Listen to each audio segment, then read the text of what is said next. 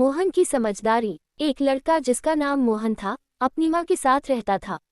मोहन बहुत ही चंचल और होशियार था, लेकिन उसे पढ़ाई में ज्यादा रुचि नहीं थी।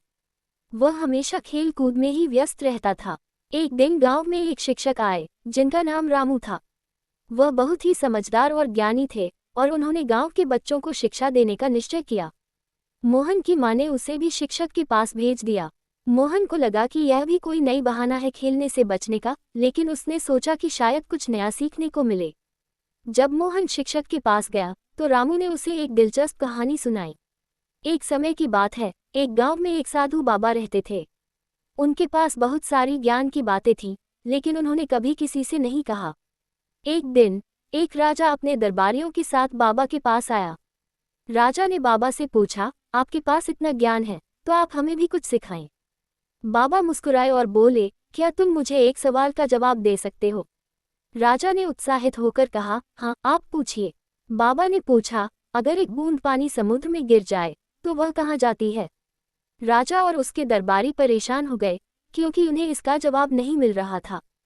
फिर बाबा बोले, सच्चाई यही है कि बूंद को समुद्र में मिलकर वह स्वयं को खो देती है, लेकिन वह फिर से समुद्र का हिस्सा बन जाती है। ज्ञान भी कुछ ऐसा ही है, उसे समझने और अपनाने से हम खुद को खोकर एक बड़ा हिस्सा बन जाते हैं। ये सुनकर राजा को बहुत कुछ समझ में आया। उन्होंने बाबा को धन्यवाद दिया और जाना कि ज्ञान कोई खजाना नहीं है, बल्कि एक ऐसा अनुभव है जो हमें जीवन के साथ जुड़ने का अवसर देता है।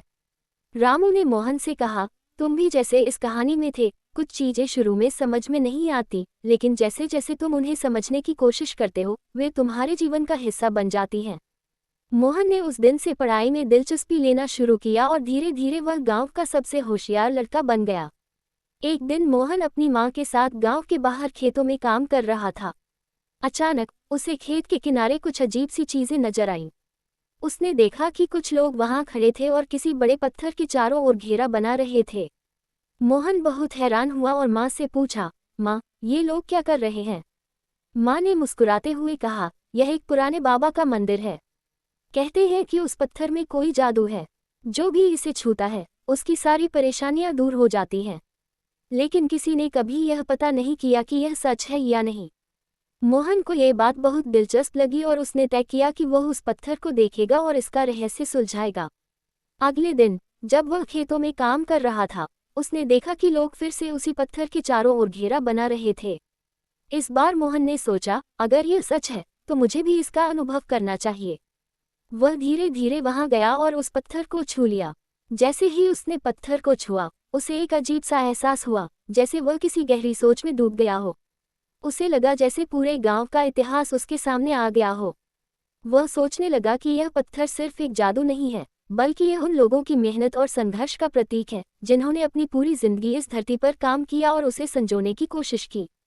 कुछ देर बाद मोहन ने महसूस किया कि उसका मन शांत हो गया है और उसकी परेशानियां जैसे अपने आप हल हो गई हों।